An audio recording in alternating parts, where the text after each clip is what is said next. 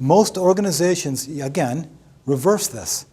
They start off with the technical part of the fit assessment first, and the customer has no buy-in, right? The customer is not interested in talking about that because all we're trying to do is learn how to better sell them. So when we talk about a fit assessment, we want to do the fit assessment against business, then technical objectives. Business, always. Business drives the business. So the fit assessment is always in the reverse order that most people think they are when you're doing some type of an assessment. Usually you're going in there and looking at the technology, and who cares? Who cares if your technology works over theirs or vice versa? Let's really talk about what is the goal that we're benchmarking against, bubble one. Bubble two is how will this impact the business? Can we get more revenue out of your organization? Can we reduce costs? Can we get back that 8 cents a pound? Right? Can we drive those leaders to do a better organization? Right? Can the customer's website better brand the organization? And how do we measure that? Is it in leads? What's it in? So the objective is you're setting up the benchmark, you're restating it, and then you're measuring against it. To close out the sales process, or let's say sales methodology, 3 things we want to do well. Survey, we talked about in depth, assess, and align. In a very good assessment approach, we're working off of the questions that are in these 4 bubbles. And I'll let Dave talk a little bit about that because you've done some of this. So if you can stand and walk us through this. Walk through these 4 bubbles. Sure. Just what you know of them, what your thoughts are. Okay.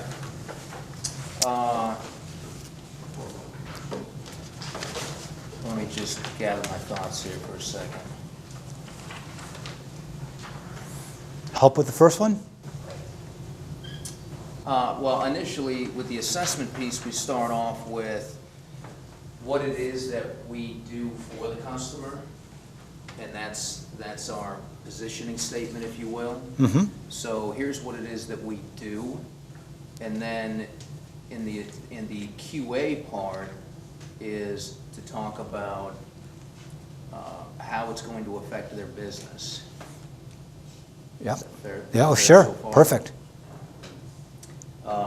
And then get into, through a series of questions, what are the solutions they already have, what have they considered, both within their organization and externally, and then comparing to what we do, what's the feasibility of it, what's constraining them, and specifically, okay, when do they want to do this, the timing of it, what's the budget around it, and ultimately get to a sense of, can we dig deeper into helping them or determining if we can help them, if we're a fit.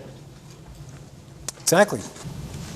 Joe, I was just going to add that what really struck me when first exposed to this is, you look and you say, oh, geez, that's why I've been doing it wrong.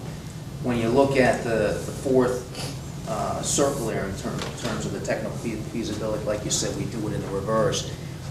There's been so much training throughout my career in terms of how to ask questions, and you have to ask questions and open-ended and that sort of thing, that you dive right into I got to ask all my questions here. Tell me about this and how that, and there hasn't been any frame around why am I asking them and why should you give me the opportunity to even ask these, why invite these, what credibility do I have? So the whole benchmarking and positioning statement and everything frames up now why you're asking these questions, and it feels like their resistance is lower before you take them through that.